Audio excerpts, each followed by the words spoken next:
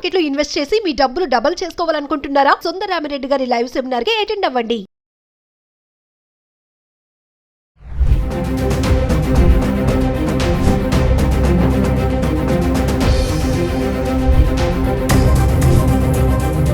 Hello viewers, welcome back to Suman TV.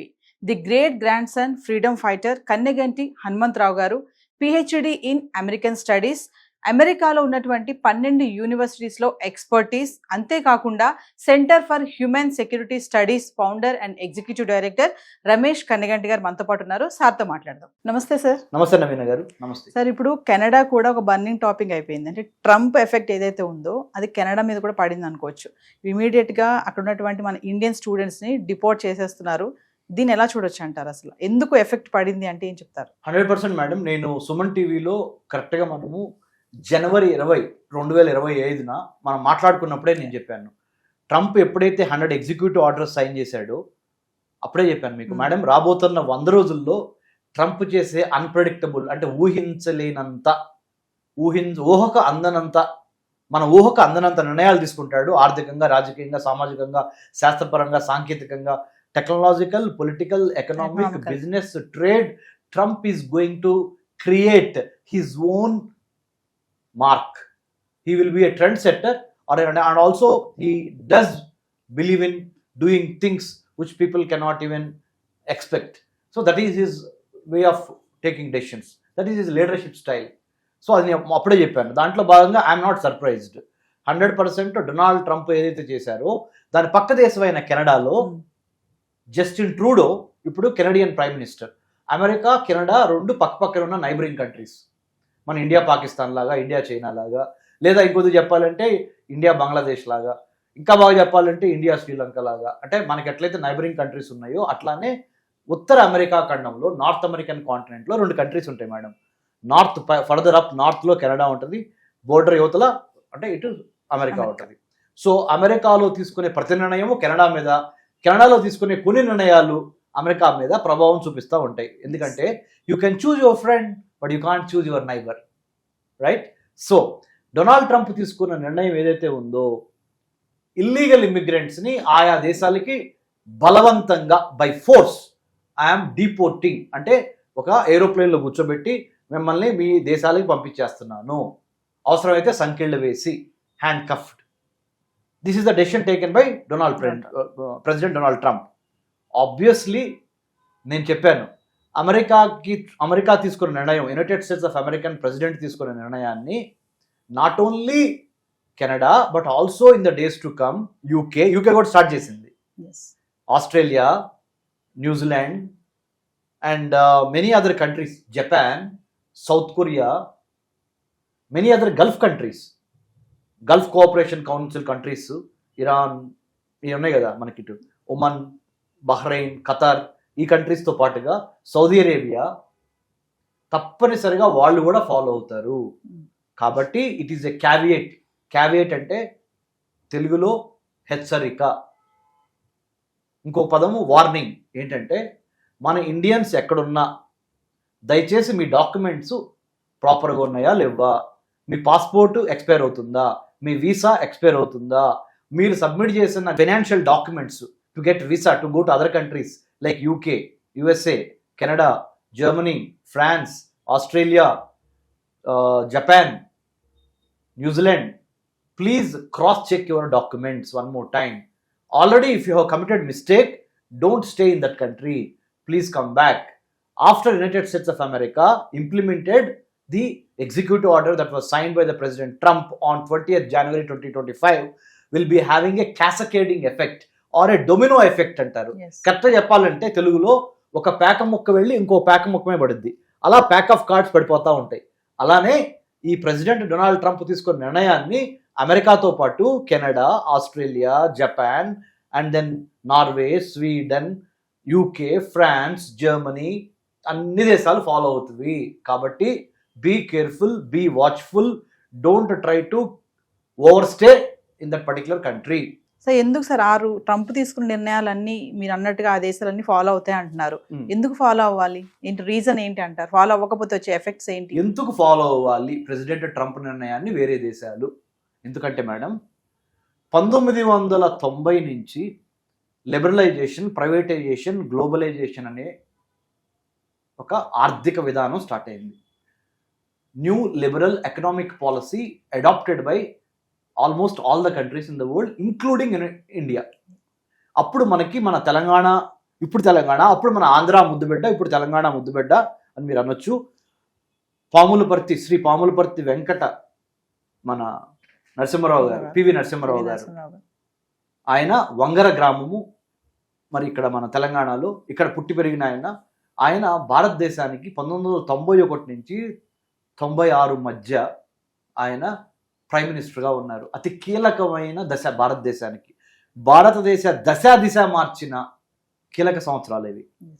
అంటే సంకీర్ణ ప్రభుత్వంతో ఎప్పుడైనా తుమ్మితే ఊడిపోయే ముక్కులాగా అలాంటి ప్రభుత్వాన్ని ఆయన తన యొక్క అపర చాణక్య నీతితో, చాకచక్యంతో, అంటే his statecraft has been so powerful, so calculative, so strategic in nature, he could navigate the troubled waters then and bring prosperity to India, including the late Prime Minister Dr. Manmohan Singh sir, an exceptional individual and a fine human being, Dr. Manmohan Singh sir, and Sri P.V. Narasimha Rao sir, the late Prime Minister again. Both of them, they have also got liberalization, privatization, globalization to India. ఇలా ప్రపంచంలో ఉన్న దేశాలన్నీ 1991 నుంచి నవీన గారు 2020 వరకు liberalisation, privatisation, globalisation బాగా నడిచింది.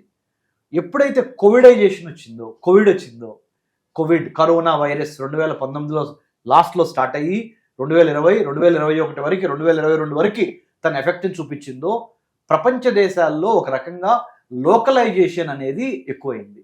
అంటే ముందల మా దేశానికి సంబంధించిన, మా దేశ పౌరులకి విద్య, వైద్యం, ఆరోగ్యం, ఉపాధి అనే వాటి మీద మా ప్రభుత్వం మమ్మల్ని పట్టించుకోవాలి.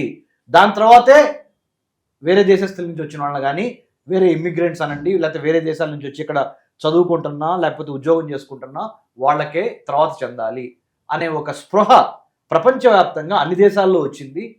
Localisation has become now the new globalisation. Localization now has become the new normalization. Localization now has become the new universalization.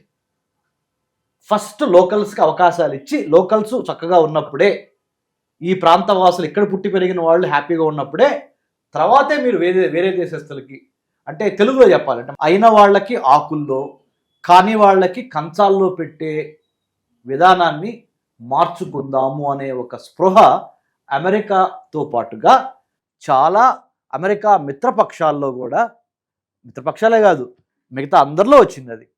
కాబట్టి these are the reasons why localisation has become now a new normalisation. అంటే sir ఒక question చెప్పండి, ఇప్పుడు America వచ్చేటటువంటి వాళ్ళందరూ కూడా వలస ఎవరైతే వస్తున్నారో డైరెక్ట్గా కాకుండా ఇట్లా వేరే దేశాల నుంచి అమెరికా వస్తున్నారు అనేది ట్రంప్ వాదన అంటారా? అంటే ఇప్పుడు లైక్ కెనడా తీసుకుందాం, మనము కెనడాని మిస్యూజ్ చేసుకుని అమెరికా వస్తున్నారు అనే వాదన ఏమంటారు? కరెక్టే అది.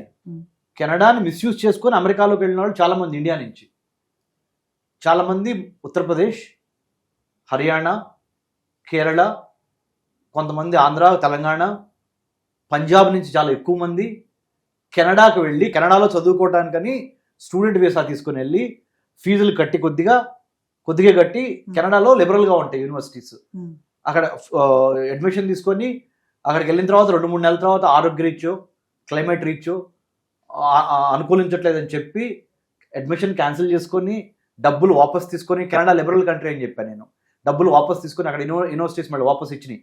ఆ డబ్బులతో మధ్యవర్తుల్ని, దళారుల్ని నమ్మి అమెరికాకి కెనడాకి ఉన్న బోర్డర్ దాటి అమెరికాలో ప్రవేశించినప్పుడు అమెరికాలో ఉన్న United states customs and immigration service కానీ, ఐస్ అంటే మన కస్టమ్స్ ఎన్ఫోర్స్మెంట్ ఏజెన్సీ అంటారు అమెరికాలో, అది కానీ పట్టుకోవడం జరిగింది, ఇన్వెస్టిగేషన్ చేయడం జరిగింది. వాళ్ళకి అర్థమైంది ఏంటంటే ఇండియా నుంచి టౌట్స్, దళారులు, మధ్యవర్తులు, బ్రోకర్లు మీరు ఏవైనానండి వాళ్ళని పట్టుకొని, అంటే కరెక్ట్ ఇంటెన్షన్స్తో కాకుండా, మంచి ఇంటెన్షన్తో కాకుండా, మంచి ఉద్దేశంతో కాకుండా తీసుకున్న వీసా ఒకటి లోపలికి చొరబడి వేరే పనులు చేయడం అనేది దొరికింది.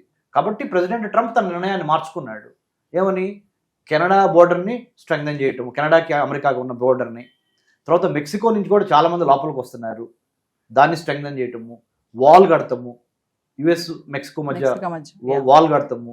కెనడాని ఏమంటున్నాడు, అవసరమైతే నువ్వు చాలా వరకు నీ యొక్క సెక్యూరిటీ మేము చూస్తున్నాం కాబట్టి, నువ్వు డబ్బులు ఇవ్వట్లేదు కాబట్టి, నార్త్ అట్లాంటిక్ ట్రీటీ ఆర్గనైజేషన్ కానీ ఇంకోటి కానీ దాంట్లో మేము we're protecting you Canada. You don't have very good standing army, you don't have very good arms ammunitions and other technology. We're taking care of you, but you are not paying anything to us. Let's do one thing. రాజ్యంగా మీరు బతకాల్సిన అవసరం లేదు. You don't need to be an independent country. Be part of America as a 51st state of United States of America. మాలో కలవండి. America సంయుక్త రాష్ట్రాలు 50 ఉన్నాయి కదా, మీరు 51వ రాష్ట్రం అండి. మీ మంచి చెడు మేము చూసుకుంటాం. ఎదురు మీరు మాకేం డబ్బులు కట్టట్లేదు కదా, మీ గురించి మేమే పట్టించుకుంటున్నాం కదా, మీ మీద యుద్ధం జరిగితే మేము పోరాడడానికి రెడీగా ఉన్నాం కదా అని డొనాల్డ్ ట్రంప్ ఆ విధంగా కూడా కెనడియన్ ప్రైమ్ మినిస్టర్ జస్టిన్ ట్రూడోకి మొహమ్మద్ చెప్పేశాడు. కెనడియన్ ప్రైమ్ మినిస్టర్ జస్టిన్ ట్రూడోకి మొహమ్మద్ చెప్పాడయ్యా, నువ్వు నీ దేశాన్ని కాపాడుకోవటంలో ఫెయిల్ అవుతున్నావు, దయచేసి మా 51వ అమెరికా సంయుక్త రాష్ట్రంగా కా అని చెప్పాడు. Of course Canadians they are not happy about it. They strictly opposed whatever Trump has said. So we have to wait and see what will happen. But నేను చెప్తుంది ఏంటంటే, కెనడాని వాడుకొని భారతీయులు వేరే దేశాల వాళ్ళు కూడా కెనడాలో అడ్మిషన్స్ తీసుకొని కెనడాలో వ్యాపారం అని చెప్పి వెళ్ళి కొన్నాళ్ళు ఉండిన తర్వాత అక్కడి నుంచి అమెరికాకు వెళ్ళటం అనేది ఫైనల్ డెస్టినేషన్గా చేసుకున్న మాట వాస్తవము. దొంగ లెక్కలు, దొంగ పత్రాలు, దొంగ పేపర్ డాక్యుమెంటేషను చూపించిన మాట వాస్తవము. కాబట్టి ప్రెసిడెంట్ ట్రంప్ అట్లా రియాక్ట్ అయ్యాడు. థ్యాంక్ యూ నవీన్ గారు.